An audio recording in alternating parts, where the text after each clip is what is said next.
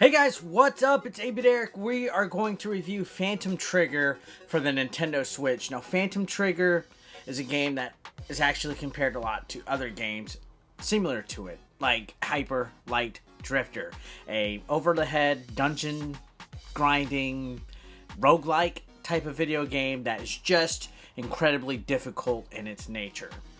How does Phantom Trigger stack up on the Nintendo Switch? Let's go ahead and find out when I review it today.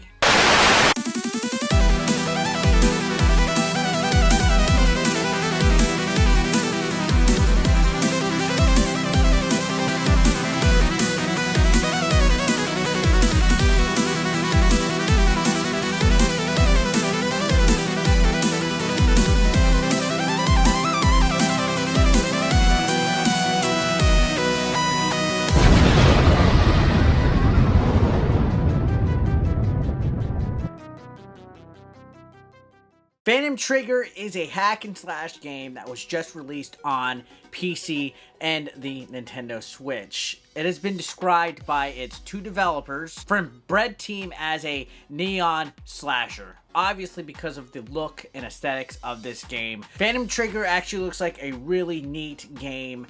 It's dark, yet certain things are highlighted with these purples and red and green and blue hues that just gives it a very solid futuristic look.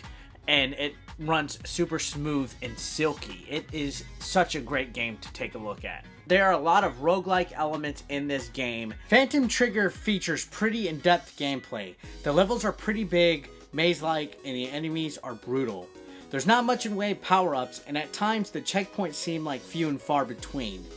Seriously, this game is pretty hardcore. I'd venture to say this is one of the hardest games on the Nintendo Switch. I died so many times and I was like, fuck. Like, I was literally stuck in the same level for over an hour. Now, before I continue the review, the one weird thing that I noticed off the bat is that on the main menu, in order to do anything, you gotta push B. Now, on most Nintendo games, you push A. I don't know why that just stuck out to me, but it was just kind of weird that it was backwards on this game. More specifically, no other game so far to my knowledge uses B to accept anything on the Nintendo systems, which I don't know, it just kind of stuck out to me. I know it's a small little thing, but it has absolutely no bearing to how well produced that Phantom Trigger is. Phantom Trigger is pretty amazing for just two people putting it together. Now let's go ahead and talk about the story real quick. Play as Stan, a man who is dealing with some mysterious illness who collapses at breakfast with his wife. The game quickly switches to another character who is quickly known as the Outsider, and he's kind of like a ninja-like character that has certain powers and certain abilities, like being able to dash quickly throughout the stage, and he's also equipped with a whip. Later on, you get other weapons that help you progress throughout the levels. In between every little segment of the game, it kind of does weird flashbacks to the story where you see past moments of Stan's life, and it kind of gets you a little engrossed in it. I'm not going to spoil anything, but it did keep my attention for quite a while playing Phantom Trigger. I was wanting to know exactly what the connection between Stan and the Outsider is, and I really like when indie games kind of do this play on emotional, I guess, well-beings and stuff. Now, Phantom Trigger does have 4 different endings depending on certain things that you do, so that alone allows you to have some replayability in this game. 4 different endings, you know, ranging from really good to bad. This for sure will make you want to try it over and over again. There's about 5 worlds to explore with 2 difficulty settings, and this game, as I mentioned, does have a reputation for being difficult because it starts at hard mode for its normal default difficulty, and you wouldn't even know that unless you go to the options and physically check to see if it's on hard or normal mode. So yeah, when you start the game up and you play through and you get killed over and over and you're having a tough time, it's because it's on hard. Not to mention, there's no tutorials at all on how to play this game. You learn quickly that in order to control each weapon, each face button, X, Y, B, and A, controls a particular weapon. If you wanted to use a certain weapon, you have to make sure you hit the right button. Each weapon is color-coded, so the whip is green, there's an ice sword that's blue, there's a fire-like fist that's red, and you have to remember that certain colors are used in order to defeat certain enemies. certain puzzles and to complete the level. So if you use a wrong color on a certain puzzle, you're not going to be able to complete it. In fact, a lot of the puzzles are color coordinated, kind of like a Simon, I guess the old school Simon Touch puzzle. So you'll quickly learn how to play the game, and you'll see certain enemies are colored certain ways, and they have certain behaviors and stuff, and sometimes you'll see them have like a flame underneath them that changes colors. You got to use the right weapon at the right time. There's also obstacles like, you know, weird looking stones in the middle of the levels where they're color coordinated, and you should be able to either destroy them or even control them. There's like some green ones that you could slide across to attack enemies and stuff. So you have to use the weapons for your advantage. There's also the teleportation dash that kind of lets you go through flames really quick or even avoid certain enemy attacks and stuff. So you got to use a combination of dashing with your weapons, and there's even a combo system on top of that. Now, the way weapons work, the more you use them, the higher level they become. They cap out around a level 7, but you'll unlock new combos every time you level up a weapon. You don't level up your health or your character per se, but your weapon abilities will level up, if that makes any sense. So if you tap the buttons, any kind of 3-button combo, you'll unleash a certain combo that you can do, such as like being able to ice your enemies or being able to have like a circle of fire come around you.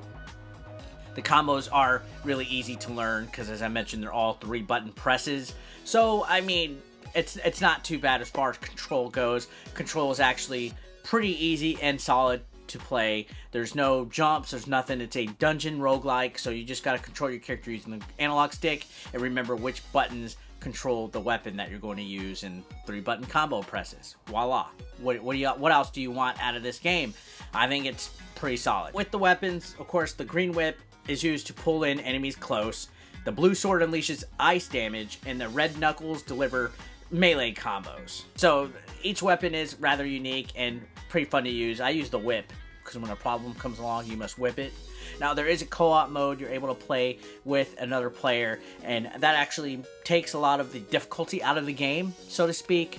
And it's neat that they threw that in, especially since you're able to pop up a Joy-Con each and play it. I mean, all you really need is a Joy-Con. You don't need a lot of buttons to play this game. You just need the face buttons and the analog stick. The core gameplay does eventually get a little repetitive. After the first couple of levels, you'll eventually see all the enemy types you will see in the game.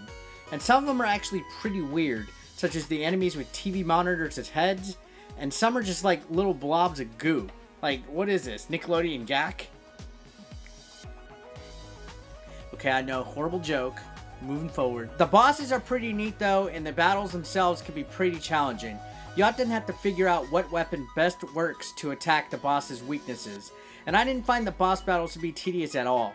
They were a big highlight for me. It's these boss battles that totally challenge your limits in this. After spending over 20 minutes in most of these levels, you get to a boss fight, you're like, oh man, finally. But then that's when the real fun begins, because it feels, everything just comes together. For the most part, Phantom Trigger feels like a mindless hack and slash, and you're gonna die a lot, but when you get to the boss battles, that's when the game really ups the ante. In addition to the main story mode, there's a couple other modes featured in this game. There's an arena mode that is basically an endurance test that is also unlocked when completing the game. So Phantom Trigger does feature a couple of modes, co-op mode and arena mode. As I mentioned, the replayability is there with the variety of different alternate endings. Is this game difficult? You bet your sweet ass it is. But it's actually one of the most enjoyable games I played on the Nintendo Switch. For an indie developed game, bar none, one of the best. I think it's something to totally take a look at. I'm going to give Phantom Trigger an 8 out of 10. You're going to die a lot, but it's a very fun game to sit down and play. It's not a perfect game, but it's perfect for the concept of what the Nintendo Switch can do. Being able to take a game on the go, play with ease, being able to play co-op at any moment, having arena endurance rounds. It's like a perfect handheld game to have because it has that spike of difficulty, has that replayability, has that nice look, and it runs smoothly. There's no issues with Phantom Trigger at all. It's a very solid and very well developed independent game on the Nintendo Switch, and I think it's a eShop hidden gem because a lot of people are talking about things like Overcooked and Snipper Clips and all that, and Phantom Trigger just kind of snuck in. It's made by 2 people. For 2 people making this game, I think it's rather solid. The levels can be a bit long. The level design is nice, it's colorful, and it has a good look, but you will be in some of these levels destroying enemies for a long time. The game does get a little bit repetitive, which is why I only ranked it at about an 8. If you're not into hack and slashes or roguelikes, you're probably not going to like it. I rather was impressed, especially being able to take this game on the go with a Nintendo Switch. Portability for this is perfect for Phantom Trigger. And well, guys, thanks a lot for watching. I'll see you later.